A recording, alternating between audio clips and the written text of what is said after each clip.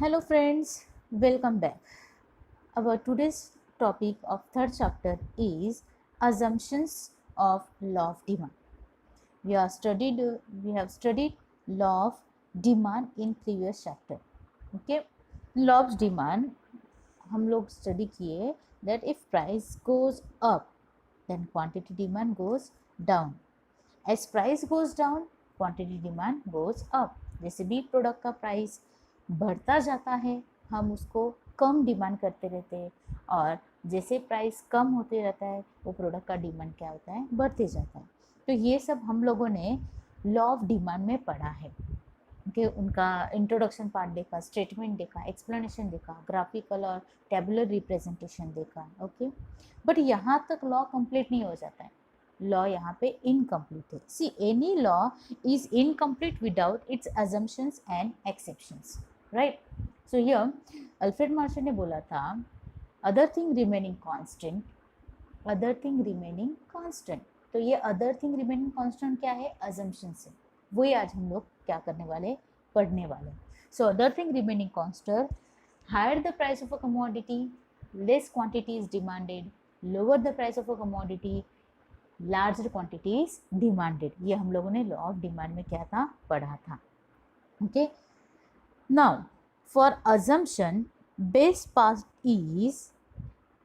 Part of answer is that we have already done it. अभी आप पूछेंगे कैसे?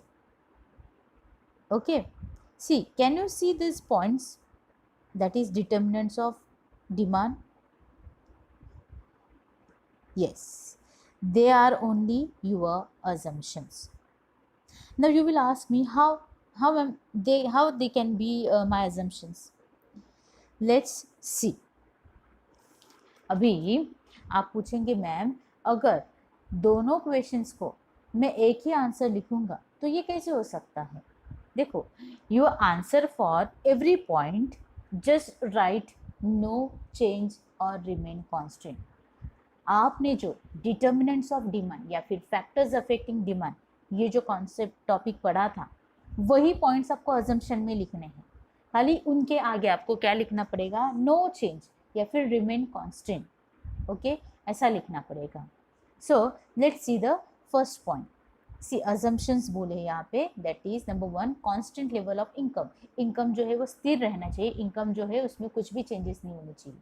No change in the size of population, price of substitute goods remain constant, price of complementary goods remain constant, no expectation about future prices. Okay, no change in a taste, habit, preferences, fashion etcetera, and no change in taxation policy. तो ये जो हम लोग points पढ़े अभी, आपको याद आ रहा होगा डिटर्मिनेंट्स में भी सेम पॉइंट्स थे, खाली मैंने यहाँ पे क्या लिखा है वो पॉइंट्स के आगे नो चेंज या फिर कांस्टेंट ओके ऐसा मेंशन किया है, राइट। तो सबसे पहला अजम्पशन क्या है? Constant level of income. See if the income of a consumer rises so even at a higher price he can buy more because he has got enough money. So if the law is to find true then consumer income should remain constant. okay, यहाँ पे हम लोगों ने law में क्या पढ़ा था? मोर price less demand, but यहाँ पे इनकम को हम लोगों ने कांस्टेंट माना है। See, when the income of a person rises or falls, his demand for goods and services also rise or falls. देखो, अपना जैसे इनकम बढ़ता रहता है हम लोग का डिमांड भी बढ़ेगा, इनकम कम हो जाएगा हम लोग डिमांड भी कम करेंगे। ओके, तो अगर लॉ एक्सप्लेन करना होगा ओके उसमें हम लोग पढ़े कि प्राइस कम हुआ तो डिमांड बढ़ेगा। अभी ये सिचुएशन में देखो प्राइस कम है ओके बट मेरा इनकम भी कम है तो मेरा डिमांड ज़्यादा होगा क्या? नहीं होगा। तो यहाँ पे लॉ ऑफ डिमांड सच्चा रखने के लिए या फिर लॉ ऑफ डिमांड करेक्ट बताने के लिए ये इनकम जो चीज़ है उसको अपने को कांस्टेंट मानना पड़ेगा। अगर कांस्टेंट नहीं माना, ये इनकम बदलते चला गया तो अपना डिमांड भी क्या हो जाएगा? बदलते रहेगा।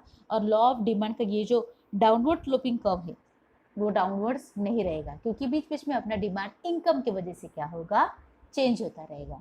तो इसीलिए इनकम को यहाँ पे क्या माना है, कांस्टेंट, या फिर there is no change in income ऐसा माना है। Clear everyone? Then second point is no change in size of population. Okay, no change in size of population मतलब क्या?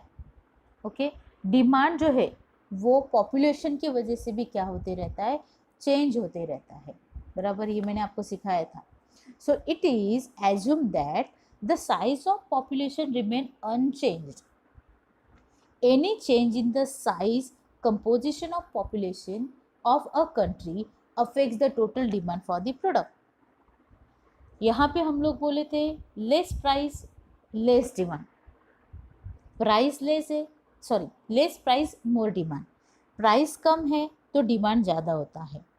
बट प्राइस के साथ साथ अगर पॉपुलेशन भी चेंज होता रहेगा तो डिमांड भी क्या होते रहेगा, चेंज होते रहेगा।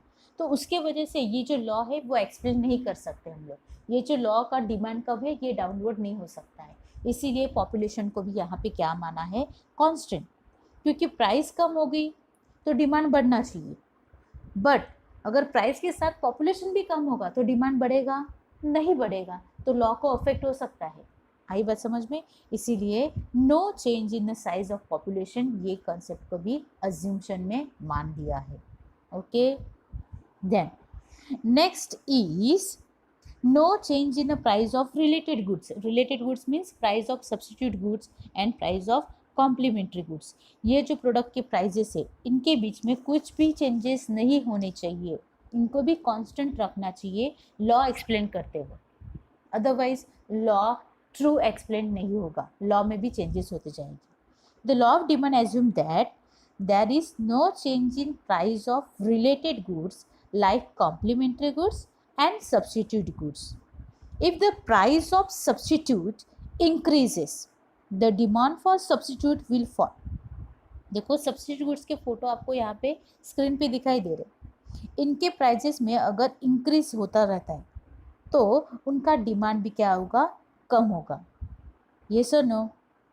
Okay, same way the demand for said to be demand, if the price of another substitute goods increases then demand for that product again goes decrease। तो उनके वजह से क्या होगा, डिमांड पे फर्क पड़ेगा, असर पड़ेगा, और डिमांड पे असर होने की वजह से लॉ ऑफ डिमांड का वो जो डाउनवर्ड स्लोपिंग है वो डाउनवर्ड नहीं होगा, वो फिर से चेंज होता रहेगा। तो फिर से यहाँ पे लॉ को अगर अपने को ट्रू करके बताना है तो ये चीज़ों को क्या करना पड़ेगा, अज्यूम करना पड़ेगा। एग्जाम्पल देती हूँ, इफ प्राइस ऑफ माजा, देखो Maaza is a cold drink, it is a substitute for the Slice. Okay, so if the price of Maaza increases the demand for Maaza will fall but demand for Slice will increase. देखो माजे के price कम होने की वजह से माजा का demand भी कम होगा, माजे की प्राइस इंक्रीज होने की वजह से उनका डिमांड कम होगा, बट किसका डिमांड बढ़ेगा, स्लाइस का। तो ये लॉ एक्सप्लेन करते वक्त फिर से डिफिकल्टी आ सकती है क्योंकि सब्स्टिट्यूट प्राइस प्रोडक्ट के प्राइस में चेंजेस होते गए। Okay, similarly in case of complementary goods, if the price of one of the two commodities increases, complementary goods means when two goods are used together, तो ये दोनों में से एक प्रोडक्ट की प्राइस अगर, okay, if the price of one of the to commodity increases the demand for another commodity will fall even when price of such commodity has not increased।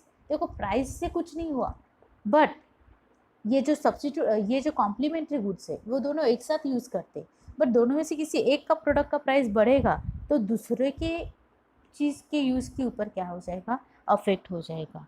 Okay, example the demand for car will fall if the price of petrol increases. तो इनकी वजह से पूरा जो law है वो क्या हो जाएगा, चेंज होगा। इसीलिए no change in price of related goods मतलब price of complementary goods and substitute goods, इनको क्या माना है, अज्यूम माना है कि ये चीज़ें क्या है, कांस्टेंट है। यही बात समझ में? Then no change in future expectation. Okay, no change in prices of product. Okay, product के प्राइजेस में कुछ चेंजेस नहीं हो रहा है, ऐसा क्या किया है, एज्यूम माना है। ओके, तो अभी ऐसा क्यों किया है?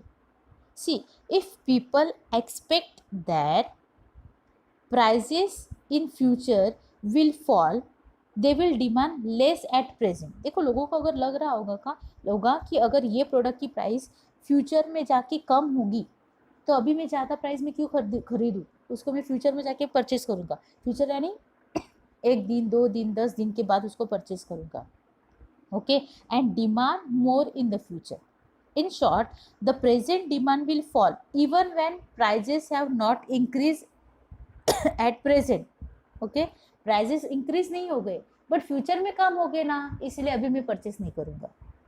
तो यहाँ पे प्राइस क्या है, वही है, बट फ्यूचर एक्सपेक्टेशन की वजह से डिमांड चेंज हो रहा है, तो उनके वजह से फिर से लॉ को फर्क पड़ेगा, क्योंकि लॉ में हम लोग ने क्या पढ़ा है, price more demand less, price less demand more. आई बात समझ में?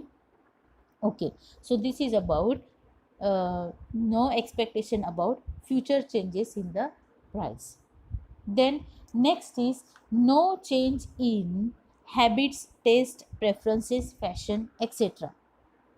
See, the law of demand assumes that fashion in the market and taste and habits of the consumer will not change. अचानक से लॉ ऑफ डिमांड बता रहा है less price more demand, more price less demand, but यहाँ पे in between लोगों का test, habit, fashions change हो जाते हैं, तो अचानक से डिमांड पे असर पड़ेगा, तो ये लॉ ऑफ डिमांड फिर से फॉल्स रहेगा। ओके, लॉ ऑफ डिमांड, फिर लॉ ऑफ डिमांड को नीचे डाउनवर्ड स्लोपिंग कब नहीं दिखाई देगा, क्योंकि बीच बीच में डिमांड बदलता रहेगा, फैशन की वजह से, हैबिट की वजह से, टेस्ट की वजह से। तो इसीलिए the law of demand assume that fashion in the market and taste habits of a consumer will not change. Any change in fashion, taste and habits can cause a change in a demand.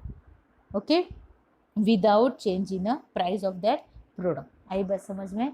तो यहाँ पे price के अलावा बाकी चीज़ों की वजह से भी अगर डिमांड चेंज होगा तो लॉ ऑफ डिमांड पे असर हो सकता है, इसीलिए लॉ ऑफ डिमांड एक्सप्लेन करते वक्त ये चीज़ों को कांस्टेंट माना जाता है। Then no change in taxation policy. It is assumed that the taxation policy of government remain constant. If the government levies higher tax, then the disposable income available with the consumer will fall. As a result, his demand will also fall even though there is no increase in the price of the commodity. Taxation policy of the government has a great impact on demand for various goods and services. देखो, अगर taxation policy में भी changes हो जाता है तो लोगों का डिमांड चेंज होता है फटाक से, और यहाँ पे लोगों का डिमांड चेंज हुआ लॉ ऑफ डिमांड एक्सप्लेन करते वक्त, तो लॉ ऑफ डिमांड पे क्या होगा, असर होगा। इसीलिए लॉ ऑफ डिमांड एक्सप्लेन करते वक्त यहाँ पे अल्फ्रेड मार्शल ने टैक्सेशन पॉलिसी को भी कांस्टेंट माना है। अगर कांस्टेंट रहेगा तो ही demand, law of demand explain कर सकते हैं। So these are what some assumptions to the law of demand.